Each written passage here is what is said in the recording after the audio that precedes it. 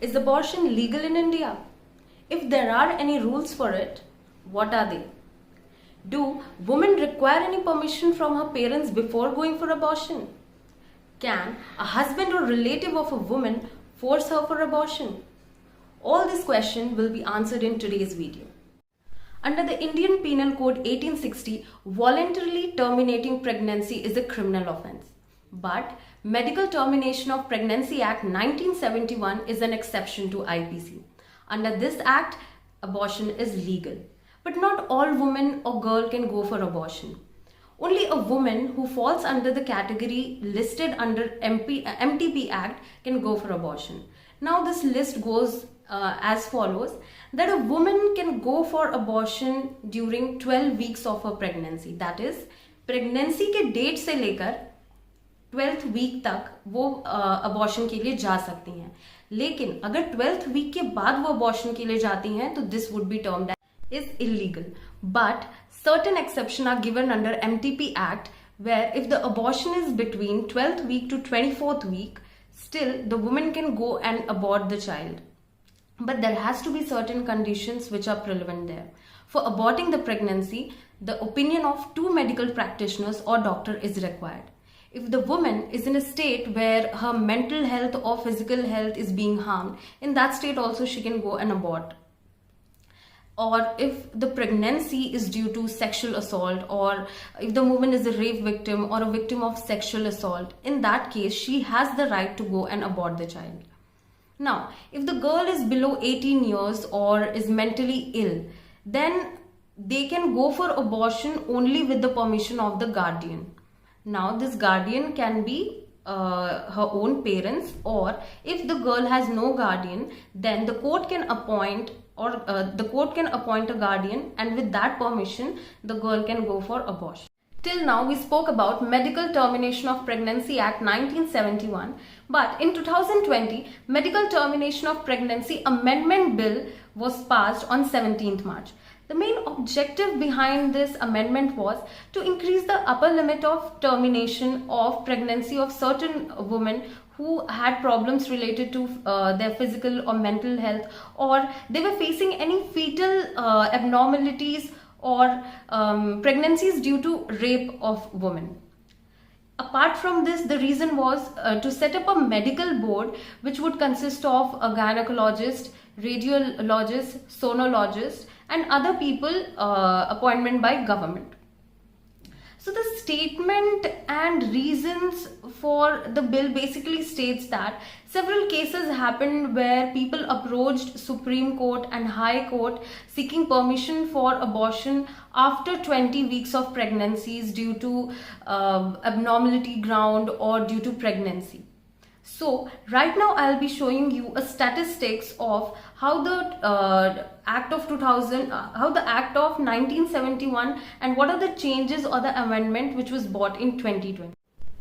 As you all can see here, I have bifurcated time and requirement of terminating pregnancy in 2 categories. First is MTP Act 1971 and MTP Amendment Bill 2020. So, according to Medical Termination of Pregnancy Act 1971, it allows for aborting the pregnancy up to 12 weeks with advice of 1 doctor. And in MTP Amendment Bill 2020, it takes advice of 1 medical practitioner with training in gynecology. Now, in 12 to 20 weeks case, advice of 2 doctors, and in MTP Amendment Bill, advice of 1 doctor is necessary. So, termination is permitted only when there is a continuance of pregnancy and would involve a risk to life of pregnant woman, or either it can cause a grave injury to her mental or physical health. Now, talking about 20 to 24 weeks, earlier in MTP Act it wasn't allowed, but now with 2 doctors for some category of pregnant women, for example, say if there is a grave injury to her mental or physical health, that would include rape or failure of birth control measures or any fetal abnormalities. So taking that into consideration, termination is allowed at any point during the pregnancy if there is an immediate necessity to save the woman's life. Talking about more than 24-week case, earlier it was not allowed, but now a medical board is set up who would take decision regarding cases of fetal abnormalities. So this is an overall picture of both the Act and the Bill of 2020, which bifurcates the conditions prevalent at that time and the conditions prevalent now. The Medical Termination of Pregnancy Amendment Bill 2020 also allows unmarried women to go for termination of pregnancy. Now, talking about certain key issues and critical analysis of the bill, before going towards that, it's very important for us to know that around the world there are many abortion laws which are prevalent in many countries. For example, in UK, a pregnancy can be terminated by a woman at any time, based on some grave injury, if it is causing to her mental health or physical health, or if the child is at a risk of abnormality or disability. So in that case, she can go for termination of pregnancy. In South Africa also, a woman can go for termination of pregnancy after 12 weeks, or on a request of after 20 to 24 weeks. So, because this would be a risk to her life or the fetus. Now, talking about the overall analysis of MTP Amendment Bill, there are some key issues. There are some issues in the provision which I would be talking one-on-one.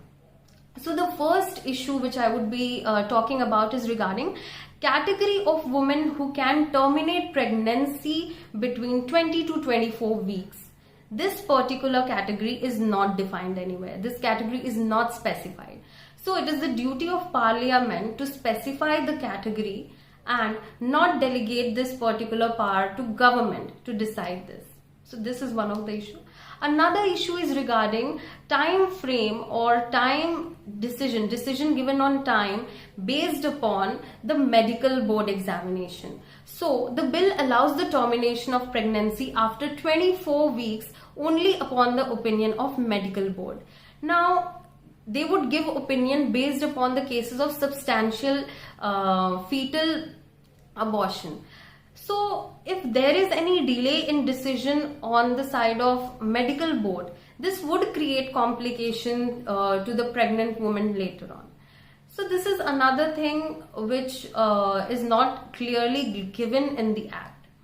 Now, talking about the third issue is regarding, there is an unclarity about transgender person included in it or not. Whether the Act or amended bill include transgender people or not. So, the Act and bill only allows the pregnant woman to terminate pregnancy. Now, it is very important to note that Transgender Person Act 2019 recognized transgender as one of the gender. But studies also show that there are many cases where people are identified that even the transgender can become pregnant with receiving hormone therapy. This is some hormone therapy, and after that they can go for termination services also. So in the Act and or in the bill, nowhere it is defined that are transgender included in this bill or not. So that is one of the key issues.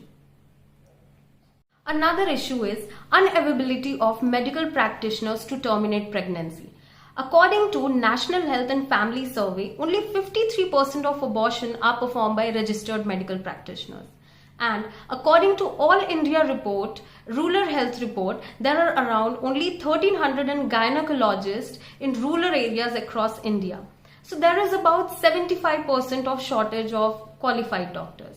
Due to this, there is very less access or limited access to safe abortion services. Now, as I promised in the starting of my video, I'll be answering few questions.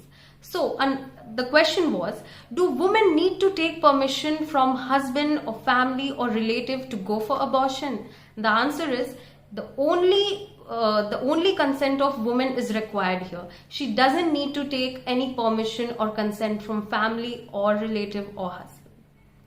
Another question, can a husband or relative force a woman for abortion? So the answer to this is, It is a crime under IPC section 312 and 313, where if any person forces a woman or girl to go for abortion, then that person will be penalized with minimum 10 years of imprisonment or life imprisonment.